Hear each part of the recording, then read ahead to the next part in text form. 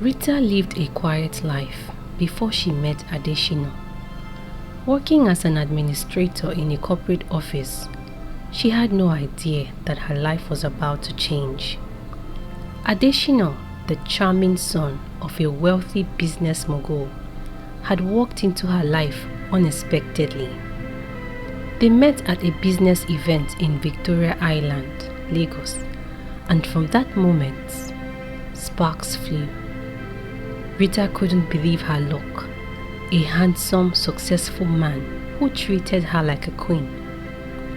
Their courtship was fast, intense, and filled with luxury. Adeshina swept Rita off her feet with gifts, trips to exotic locations, and promises of a life filled with love. It wasn't long before they were married in a grand wedding attended by the elites of Lagos society. For the first few years, their marriage was a dream. Adeshina, now running his family's successful oil company, provided Rita with everything she could want. But life took a dark turn when Adeshina started falling ill. At first, it was just fatigue, but soon he began to lose weight and looked paler by the day. One evening after dinner, Adeshina collapsed in the living room. Rita rushed him to the hospital, where they received devastating news: kidney failure. The doctor explained that Adeshina would need a transplant to survive. Rita was overwhelmed with fear. The man she loved, her pillar, was fading away before her eyes. As news of Adeshina's illness spread, his family came into the picture. His mother, a formidable woman known for her sharp tongue and wealth, gathered everyone together. In a family meeting, Adeshina's mother said, "Rita, you are his wife. You must be the one to donate your kidney. That's your duty as his wife." Rita was stunned. Her heart raced with fear. It wasn't that she didn't want to help her husband, but donating a kidney was a life-altering decision. What if something went wrong? Could she handle it? Her younger sister, Ifeoma, was furious. "Don't do it, Rita. He can afford the best doctors and find another donor. Don't risk your life for him." But love pushed Rita to ignore the warnings. Against her sister's advice, she made the ultimate sacrifice. Rita's surgery was a success, and Adeshina's life was saved. As he recovered, he was overwhelmed with gratitude. For a brief moment, their love blossomed again. Adeshina showered Rita with gifts, vacations to Paris and Dubai, and endless praise. He even arranged for them to renew their wedding vows, thanking her for saving his life. For a while, Rita felt her sacrifice was worth it. Months later, things took a dark turn. One evening, while Adeshina was home, Rita collapsed in the kitchen. Her body had never fully recovered from the surgery, and the stress of the last few months had taken its toll. The housemaid rushed to call Adeshina, but he was indifferent.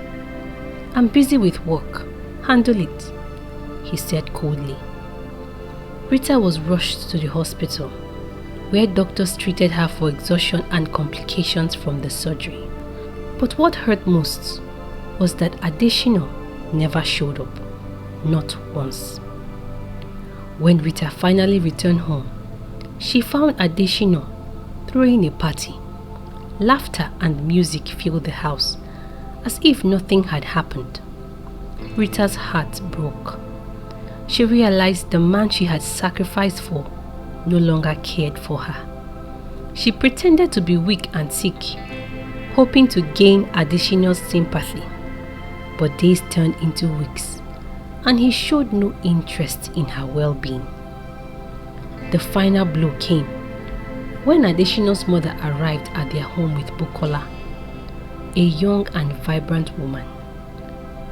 "This is Bukola," she announced coldly. "She will be Adeshino's second wife. Since you can no longer perform your duties as a wife, we need someone who can." Rita was forced out of her matrimonial bedroom and moved into the guest room, while Bukola took her place as Adeshino's new wife. The once loving and caring man now treated Rita like a stranger, ignoring her completely. Months of neglect, emotional abuse, and humiliation turned Rita's heart cold. She could no longer bear the pain. So one night, after Bukola and Adeshino had gone to bed, Rita made a decision that would change everything. She found a slow-acting poison, one that would target the kidneys. Every evening, as she prepared Adeshino's food, she added small doses of the poison. It was slow and undetectable, just like the pain she had endured. Over the next few months, Adeshino's health began to deteriorate. He became weak, just like before, and was rushed to the hospital. The doctors were confused. How could his newly transplanted kidney be failing again? Rita watched from the sidelines as Adeshino's life unraveled. She never shed a tear. She knew exactly what was happening. While Adeshino was in the hospital, Rita made her final move. She emptied their joint bank account, withdrawing all the money. With Ifoma's help, she booked a one-way ticket to the United States. She disappeared without a trace, leaving Adeshino to face the consequences of his betrayal alone. As she boarded the plane, she looked out of the window, knowing she had reclaimed her freedom. The life she once had, the sacrifices she had made, were behind her now. In the United States, Rita started her life anew. With the money she withdrew from their joint account, she invested in real estate and a small import and export business, thriving in a way she never imagined. Away from the pain of her past, she found freedom, strength, and an opportunity to rediscover herself. She kept a low profile, but never let go of her ambition. As her business grew, Rita became successful and independent. She made new friends, and for the first time in a long while, she felt in control of her destiny. The memory of Adeshino was a distant one now, a chapter she had closed. Back in Nigeria, Adeshino's life crumbled. His second kidney had failed, and he was on dialysis once again, fighting for his life. His wealth, once a source of pride, had dwindled due to his constant hospital bills and poor business decisions made in his absence. Bukola, the second wife, wasn't prepared for the role of a caregiver. She complained constantly and spent most of her time shopping or traveling with Adeshino's mother's approval. Eventually, Bukola left him when she realized his wealth was no longer enough to sustain her lavish lifestyle. His mother, who had once been his strongest advocate, distanced herself too, blaming him for his downfall. Adeshino, the once powerful man who had everything, was now alone, sick and broke. Years later, Rita, now a highly successful businesswoman, traveled back to Nigeria for a business conference. She hadn't planned on staying long and had no interest in revisiting her past, but fate had other plans. During a casual lunch at a high-end restaurant in Lagos, Rita noticed a familiar figure, Adeshino's mother. The once proud and arrogant woman now appeared frail and worn down by time. Rita could see that life had not been kind to her. Curiosity got the better of her, and she listened to the conversation the woman was having with a friend. She lost everything, the friend said, shaking her head. Her son is sick and penniless. His businesses collapsed and he's on dialysis. For a moment, Rita felt a flicker of pity, but it quickly faded. She realized that while she had built herself up, Adeshina had destroyed himself with greed and betrayal. Later that evening, out of curiosity, Rita decided to visit the hospital where Adeshina was receiving dialysis. She hadn't planned on seeing him, but something inside her needed closure. When she arrived at the hospital, she was shocked by the sight that greeted her. Adeshina was barely recognizable. His once handsome face was haggard, his body frail, and the arrogance that once defined him was gone. He looked up and saw her, his eyes filled with regret. "Rita," he whispered, his voice weak. For a moment, neither spoke. Then Adeshina began to cry.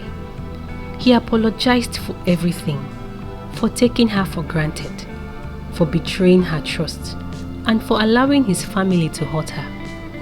He admitted that his pride and ego had blinded him and that he had lost everything because of his choices. But Rita, now stronger than ever, stood tall. She had no tears left for him. She felt no anger, only a sense of finality.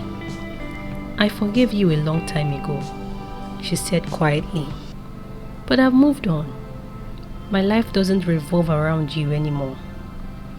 With that, Rita turned and walked away, leaving Adeshina in his hospital bed. It was the closure she needed, and she felt a weight lift from her shoulders. After her encounter with Adeshina, Rita returned to her successful life with a renewed sense of purpose. She had come full circle, from a woman who sacrificed everything for love to a powerful, independent woman who reclaimed her life. She expanded her business across Africa and the United States, earning international recognition for her work. Rita eventually found love again, this time with a man who valued her for the strong, resilient woman she had become. Together they built a life rooted in mutual respect and genuine partnership.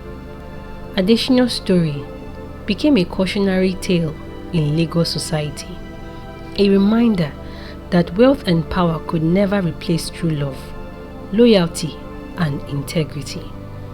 Meanwhile, Rita's rise to success became an inspiration to many women who had faced betrayal and heartbreak.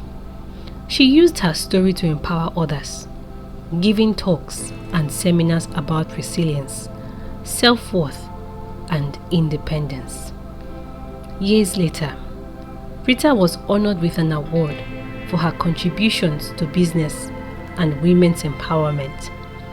As she stood on stage, accepting the award, she reflected on her journey, the love, the betrayal, the sacrifice, and the ultimate triumph. Her life had taken unexpected turns, but she had emerged stronger than ever. Her legacy would not be one of heartbreak or bitterness, but one of resilience, growth, and empowerment. Rita had transformed her pain into power and her loss into a life of triumph. As she looked out at the audience, she smiled. This was her story, and it wasn't just a tale of betrayal. It was a story of victory. Rita's journey wasn't just about love and betrayal. It was about finding her inner strength, reclaiming her life, and rising above the pain. She became a symbol of resilience and success, proving that no matter how dark life becomes, one can always rise again. In the end, Rita found happiness, not because someone gave it to her, but because she built it for herself.